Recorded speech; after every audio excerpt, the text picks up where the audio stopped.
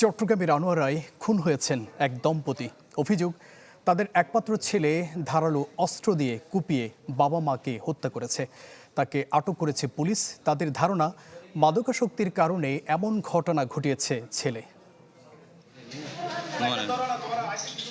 স্বামী স্ত্রী খুনের এই নৃশংস ঘটনাটি ঘটে শনিবার দুপুরে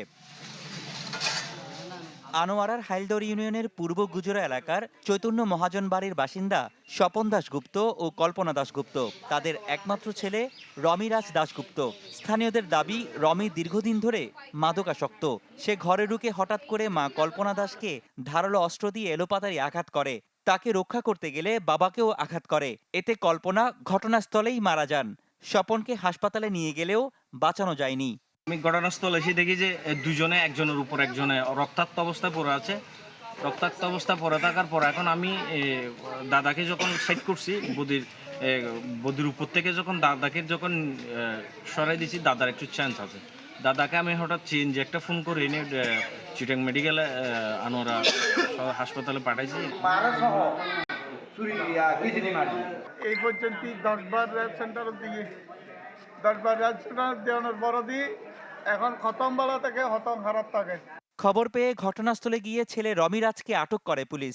নিহত দুজনের মরদেহ উদ্ধার করে পাঠায় মর্গে। ছেলে মাদকাসক্ত থাকায় এমন ঘটনা ঘটিয়েছে বলে প্রাথমিকভাবে ধারণা করছে পুলিশ। 30 বছর বয়স্ক ছেলে, তার নাম হচ্ছে রমিরাজ দাশগুপ্ত। সে তার বাবাকে এবং মাকে অতর্কিতভাবে আঘাত করছে কাঁচি দিয়ে, এরকম একটা নিউজ আমরা পেয়েছি। এবং আসার পর আমরা প্রাথমিকভাবে তার মাকে মৃত অবস্থায় পাই। তার মায়ের গলায় এবং ঘাড়ে গভীর ক্ষতচিহ্ন রয়েছে এবং তার বাবাকে আমরা সাথে সাথে মেডিকেলে পাঠাই। আনোয়ারা মেডিকেলে নেওয়ার পর সেখানে ডাক্তার তাকে মৃত ঘোষণা করে। আর আমরা সাথে সাথেই যে আমাদের যিনি রমি দাশগুপ্ত, যিনি তার বাবাকে এবং মাকে ছুরি দিয়ে অতর্কিত আঘাত করেছেন, তাকে আমরা গ্রেপ্তার করতে সক্ষম হয়েছি। তবে ঘটনার পেছনে আরও কোনো কারণ আছে কিনা তা খতিয়ে দেখার কথাও জানান পুলিশ।